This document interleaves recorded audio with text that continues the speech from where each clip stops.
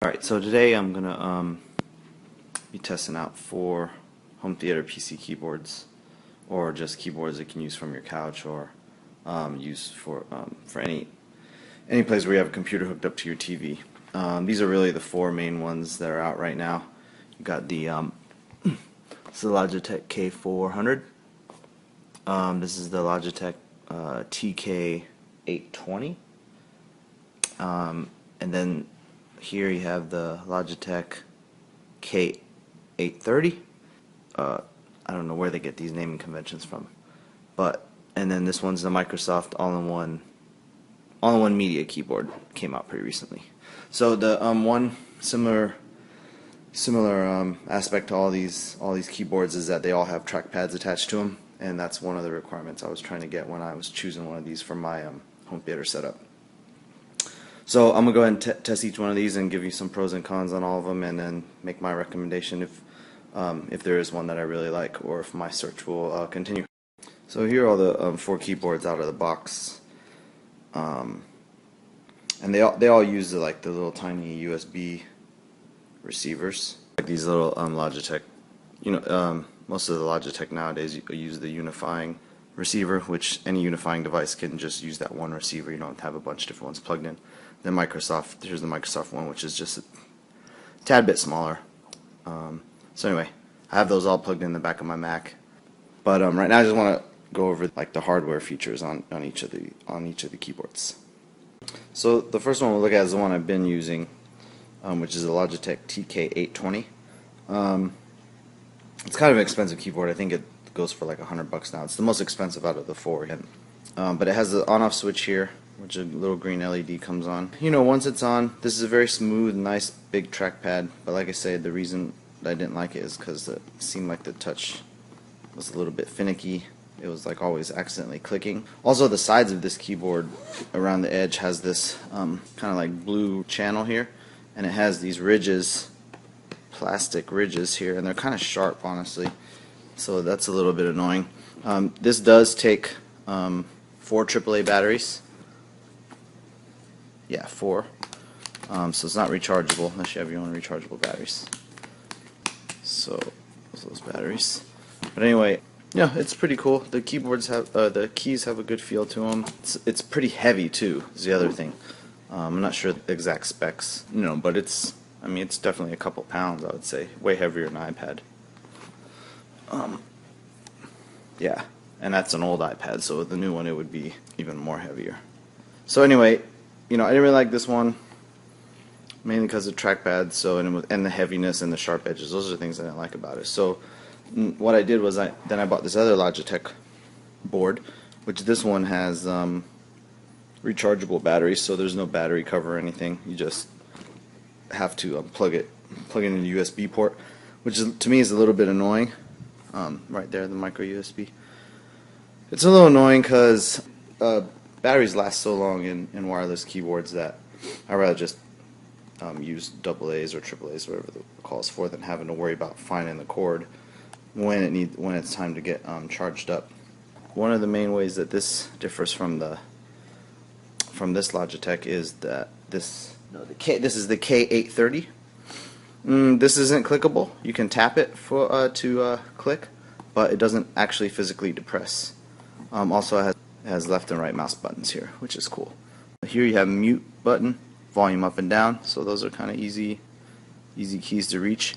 And the on-off button switch is actually up here in the corner, so you just slide it. A little bit, honestly, it's a little bit awkward to hit. And then here's a here's a little button. It basically registers as a left mouse button click. One other cool feature about this board is that it does have a backlight, which is kind of nice if you're going to be using it in a home theater environment. So that's one feature that none of the other keyboards here has.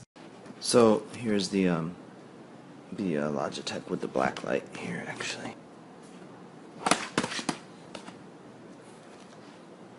It's kind of cool. Turn it off. Turn it on.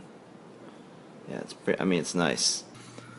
But this one was a little bit flimsy, honestly, and it's a little bit more pricey than I think it's about $60. But as you can see here, let me see. it's just kind of like, it flexes pretty. I mean, they all kind of flex, but this one just feels like a little bit tough to hold. Or tough, it's not rigid enough to me. And then I'm holding it on the left hand side, I'm constantly mashing these buttons down. It's a little bit, so it's not like the easiest to kind of handle, you know. That's the 820. Then you have the Microsoft keyboard, which I originally kind of liked. It also has the left and right mouse click buttons. Here's the home button, headphones, and media play. This also has the button here for the register as a left mouse click. The other nice thing about this board is it is a little bit more ergonomic because you can hold it here. Maybe it's not coming across in the video so great, but it definitely feels better to hold than the 830. Yeah, you have volume rocker here and mute button. So it's pretty cool. It's really lightweight. This one, the other Logitech's a little bit heavy too, heavier as well. But I really like this one. The one main, oh, I forgot to mention that the on-off switch is like on this side. So up and down, pretty nice and easy to hit. What didn't I like about this board? Oh, the keyboard has mouse buttons, left and right mouse buttons clicked in here. But this one also, because the whole pad depresses, it makes it a little bit.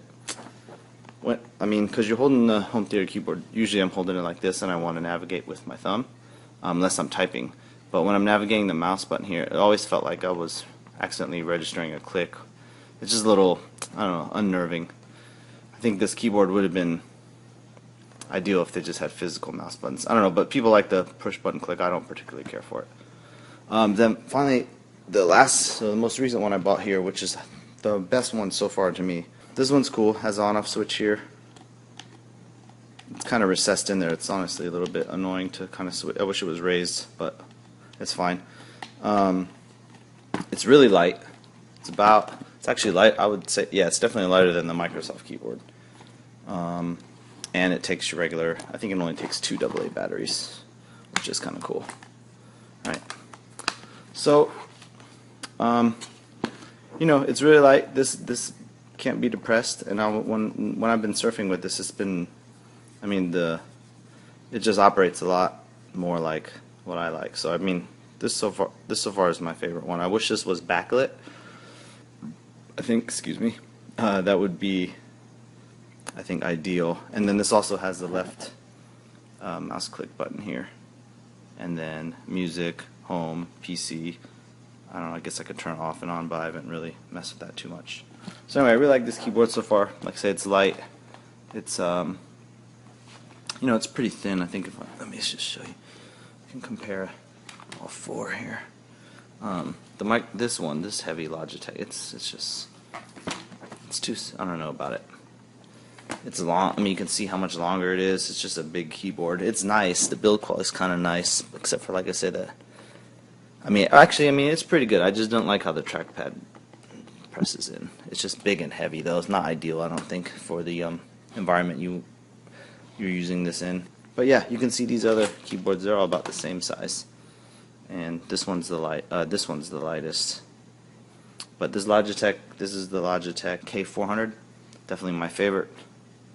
I would recommend it if you're using a home, you know, if you have a home theater PC or a computer hooked up to any TV. Nice little keyboard to have by your bed or wherever you have your computer hooked up to. So that's been my experience with these 4 keyboards here. I'll put the specs and everything for each of the keyboards in the description below. But for now, like I said, Logitech K400 is my favorite. So that's it, and thanks for watching.